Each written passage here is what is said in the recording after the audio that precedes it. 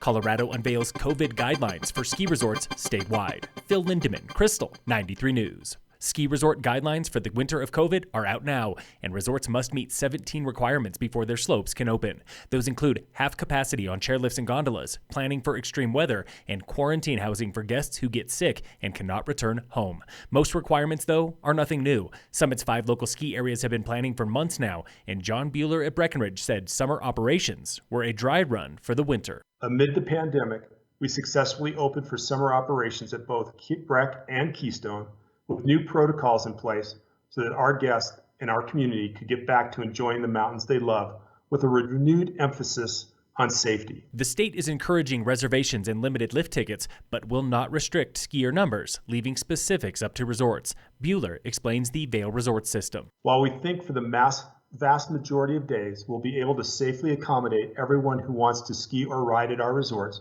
we're planning for all days and all contingencies, such as popular holidays and weekend powder days. A-Basin's Alan Henseroth is cautiously optimistic and realistic. We're going to try and eliminate as many of the obstacles as getting people here as we can, while at the same time, once they're here, things are going to look really different in some ways. The skiing might be the best it's ever been because of what we're doing. But some of the other stuff people are used to, hanging around the lodge, loitering around the lodge, putting your boots on, waiting to meet your friends for an hour, all of that's going away. All access to all the buildings is going to be limited. Each resort now submits a plan to the county first. Once approved, it goes to the state for final approval. All these rules might keep some skiers off the slopes, but what about uphill access? Keystone's Jody Churich. Uphill access will be permitted at both Keystone and Breck this winter outside of our operating hours, and will follow the same rules and guidelines as previous seasons. In addition, guests should plan to have a mask on hand at all times and follow physical distancing guidelines. Uphill access at most ski areas does not open until December. Meanwhile, the state is predicting a surge in the backcountry. Kathy Ritter of Colorado Tourism Office. We're hard at work right now with state, federal, and outdoor recreation partners to launch a unified backcountry safety awareness campaign. The CAIC's Know Before You Go intro program is available now for free online. Colorado Mountain College, Colorado Adventure Guides, and more offer the Avalanche Level 1 course beginning in late November. That course is 3 days with classroom and fieldwork.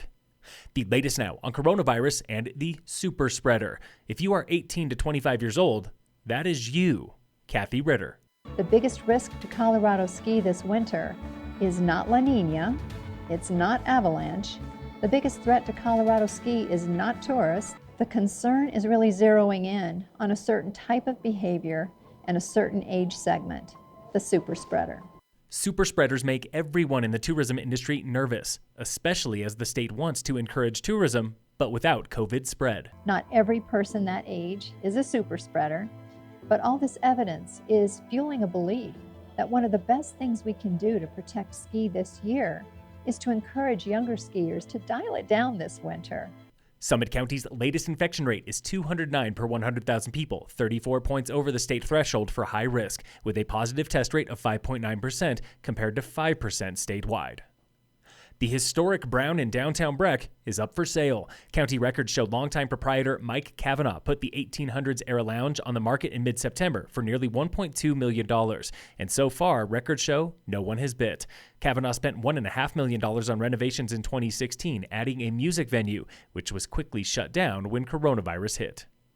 In sports, it is opening weekend for the World Cup Alpine ski season in Austria, with women's giant slalom tomorrow, men's GS on Saturday. At least 9 athletes represent the U.S. ski team, but not Michaela Schifrin. She is recovering from a tweaked back and returns in December. And in local sports, brought to you by American Family Insurance, the Weiss Agency, Summit High Football got their first win of the season last night, 56-23 over Thornton on the Front Range. Phil Lindemann, Krystal, 93 News.